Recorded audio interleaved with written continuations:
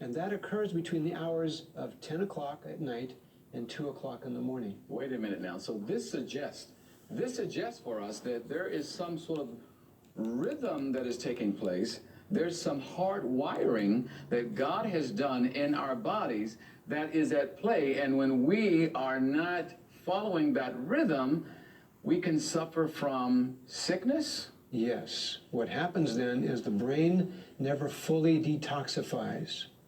As a consequence, it stays in a state of chronic stress just from that alone. Again with the stress. Yes. Mm-hmm. Again with the stress. So yeah. Stress is a killer, a silent killer, and a lot of the things that we're doing are causing this stress to be activated. Yeah. I wanted to just check in with Dr. Palmer here because we're looking at this whole idea of rest and sleep, and you know they're really kind of the same, but we want to make that distinction between what the two are. But what are some of the common things that are preventing us from getting a good night's sleep or rest? God wants us to rest.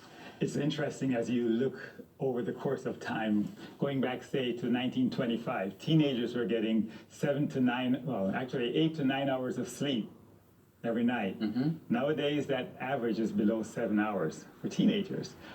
Things have come along. The society that we are in, you know, we have work. Mm-hmm. Of course, the number one sleep killer, if you will, is television and the internet, which is up there. We have some of the medicines that we take. Mm-hmm. Alcohol is also a big sleep killer.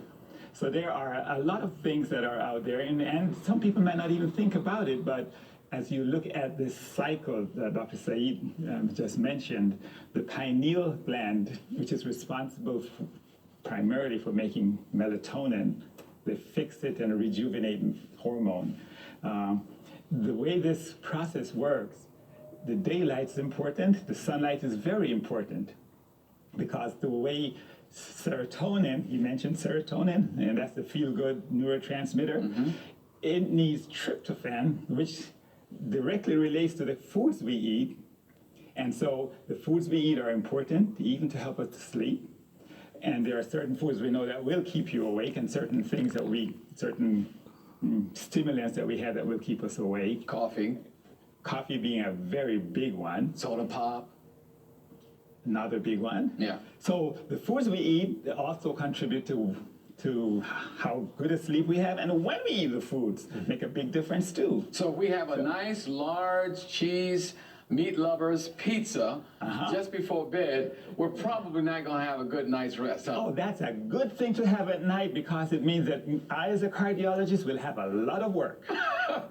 Because it's going to have some impact, some repercussions on your heart health, isn't it? It's going to have a lot of repercussions on your heart health. It's not going to have you get a good night's sleep. That's going to throw your entire system out of whack. You keep doing this over a period of time, and it's only a matter of time before I see you in my emergency room.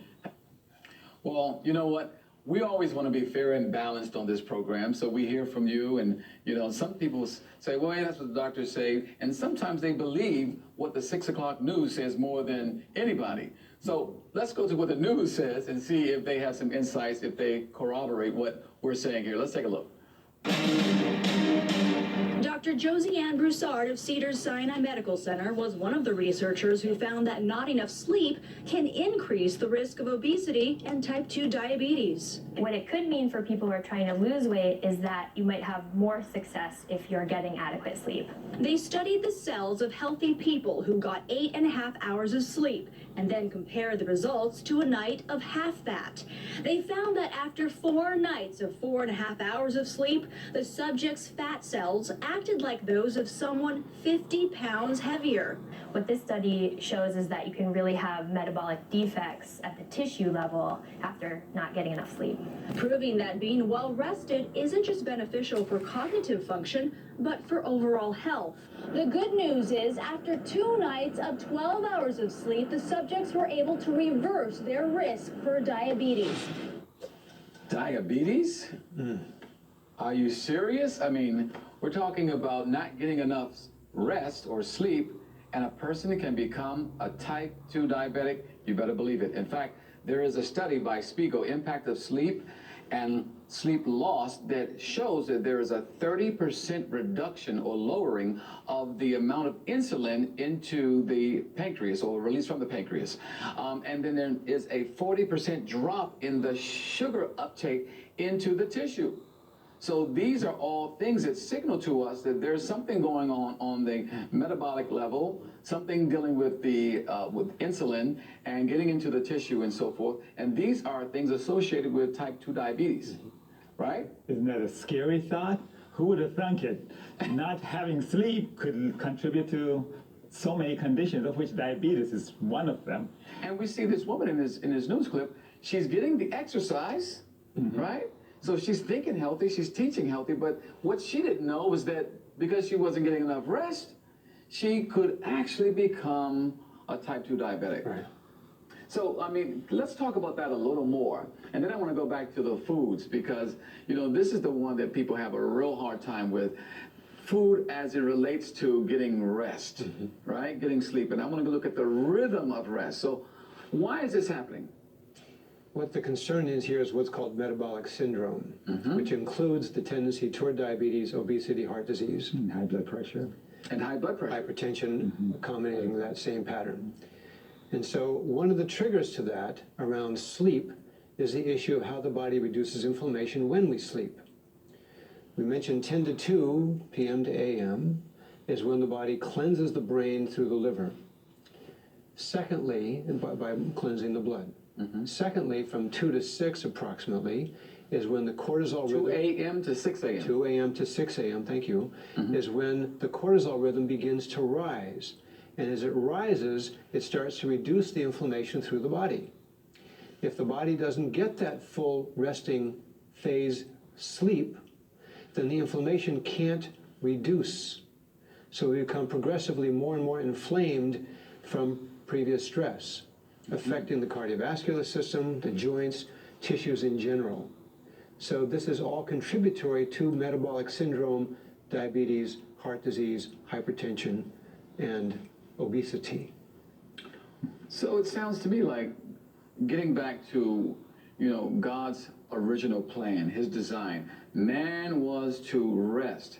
Once the sun would begin to set, it was time to go to sleep. Why? Because when it's dark, there are changes that take place because the sunlight has gone, the serotonin, I guess, is sort of synthesized into melatonin, and melatonin is the sleep hormone that only happens when it is dark. Is that correct? That's accurate.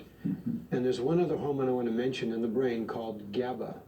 GABA? G-A-B-A, GABA. It stands for gamma aminobutyric acid. Yes, Whoa. this is GABA. That's the Okay. technical name. And GABA is the only inhibitory neurotransmitter that's purely inhibitory. It relaxes the brain. It relaxes the brain. When GABA is in short supply from chronic stress, then the body tends toward a state of anxiety.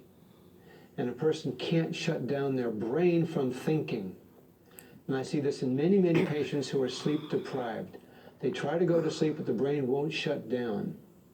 This is especially in postmenopausal women. So we work to create higher levels of GABA. Part of that is by having the last meal 3 hours before bed. Oh boy.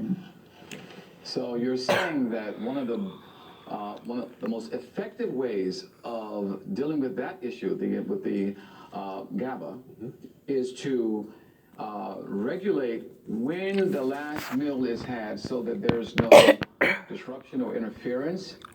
Is that what we're So saying? that the brain is not triggered with reduction of GABA. GABA With can reduction of increase. GABA. Yes. So when we eat plays a part, as we were talking about just before we moved to the clip. So as a cardiologist, what does it, because the heart is all about rhythms, isn't it? The heart's all about rhythm, and the heart's also about rest. Do you know that by the time you're 70 years of age, your heart will have opened and closed 2 billion times with a B? That would it be? With a B. Wow. How could anything work so hard for so long without resting? It doesn't. Because when you look at the heart, there are 2 cycles, if you will. We call it systole and diastole. Systole when it contracts, diastole when it relaxes. So every other moment it is relaxing. Every That's- other moment is relaxing. That's how it gets to get 2 billion beats in. So and then some. there's no resting and relaxing.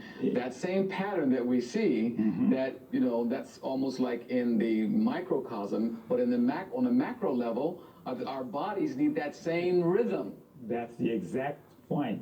Your body is designed on a rhythm. We call it, there are several rhythms that are going on. The one that most people are familiar with is this daily rhythm, the evening and the morning. Is that the circadian rhythm? Circadian rhythm. And that's regulated by takes signals from the daylight is very important. and night. And the sunlight itself, how does it actually work on a physiologic level? That serotonin we're talking about is made in 3 phases, and one of the critical phases is the sunlight. Not just light, but natural light from the sun. So artificial light won't do? It will not do. It does not help that process. What about big lights? I mean, like the kind in stadiums where they create a daytime almost Not gonna work. not going to work. No, Okay. it has to be the sunlight. Sunlight. And that has a critical step for the serotonin, and then that goes on to the melatonin. Now, what some folks say, well, forget all of that. I'll just take some melatonin pills. It's not the same.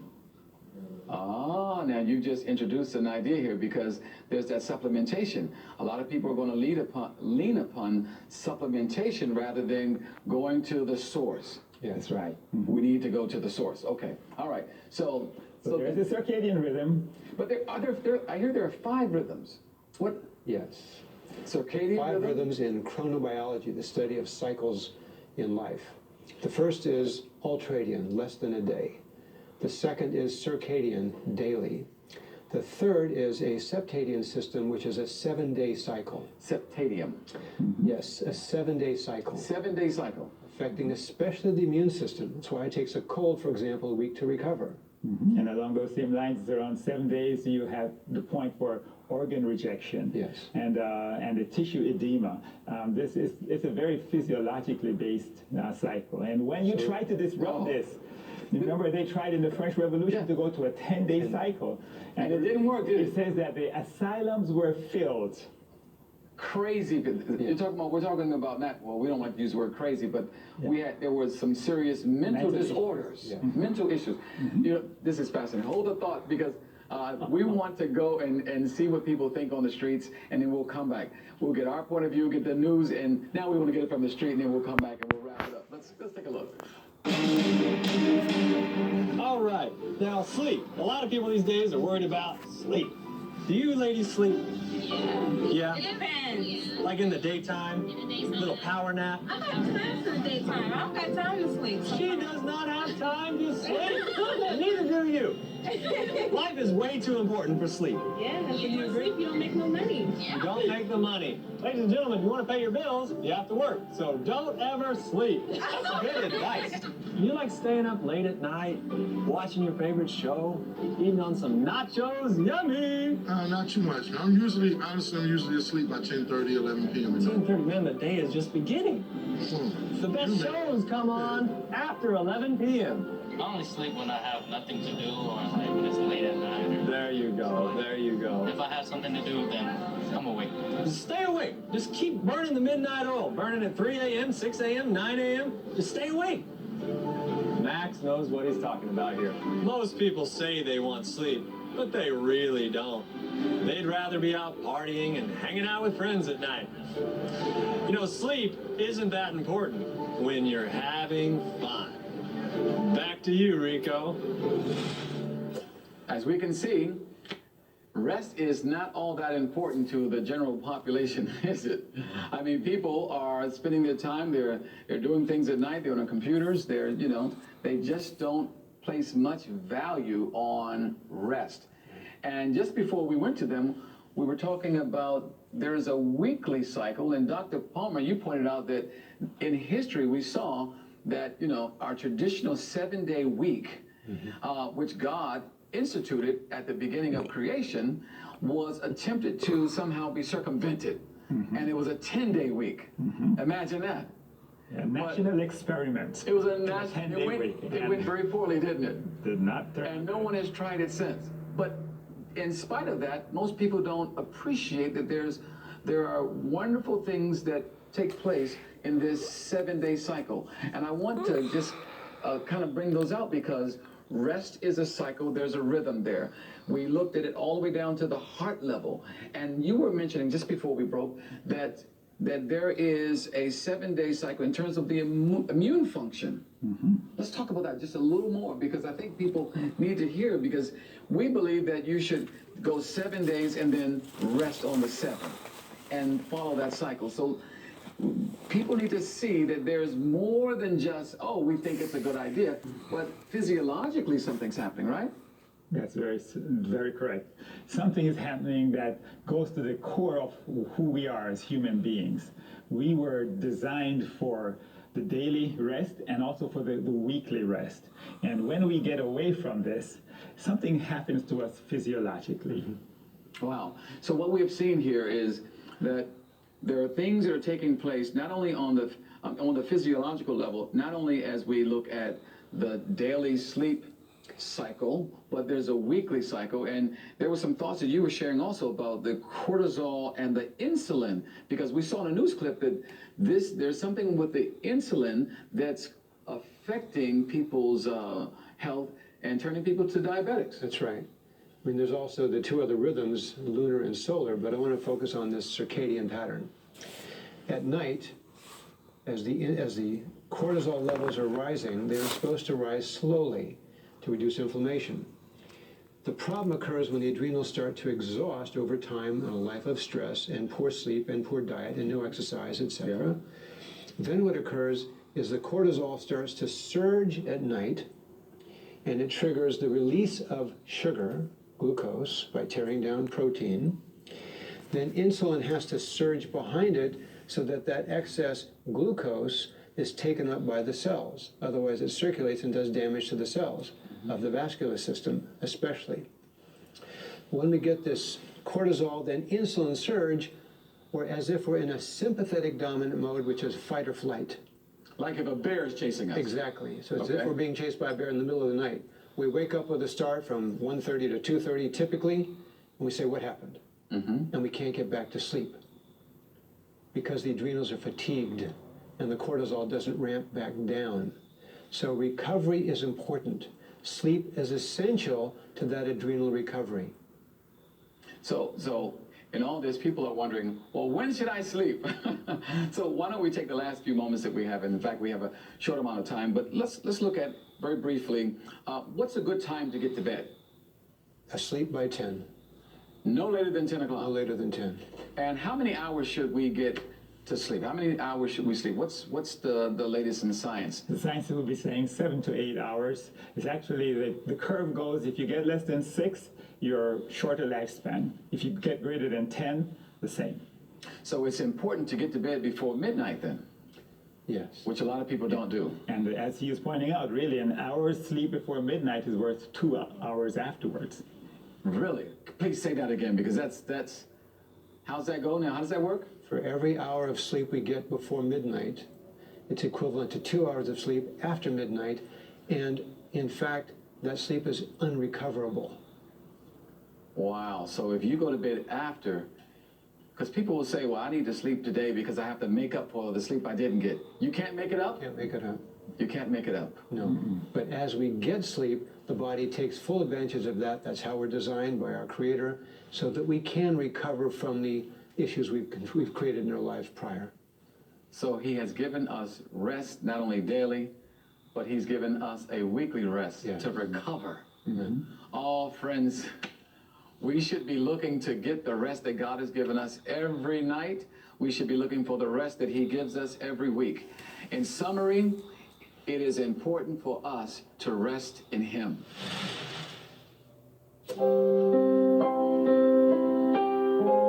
You know, we've learned a lot of things today, including just how important rest is to God and to the human body. We've learned that God designed the body that it should actually go into a rest, whether that is daily or even weekly. In fact, he's placed something inside of the human body called the circadian rhythm. Now, this is a rhythm that takes its cues by day and night. So God wants us, when the sun sets, to be sleeping. Did you know that only the beasts, according to the Bible, are actually walking around looking for prey at night? You know, while we're sleeping, the body does amazing things, detoxing the body and repairing and actually refreshing the entire system for the next day. Yeah. Come on, you're making my people sleepy with all this boring knowledge. You're taking away all their fun. You don't want them to stay up at night. Why do you think we invented light bulbs? Well, I have to say, I believe that because of the evidence and the clear information that has been shared in this program today, I think we're going to see some changes.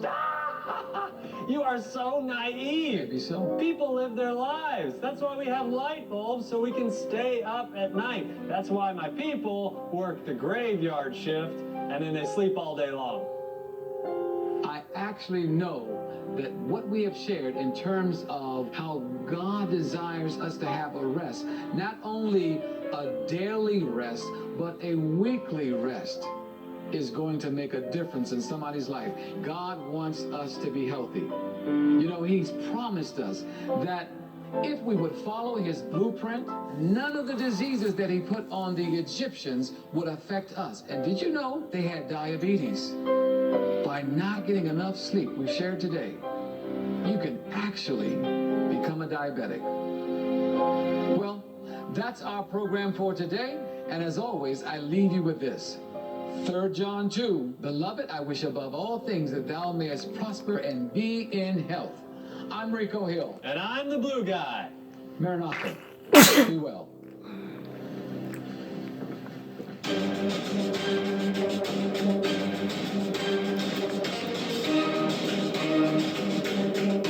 Oh man, these late nights are killing me. Oh, my eyes are burning, my back is aching. I just need to take a nap. Oh, that should help. Oh man, I'm so tired.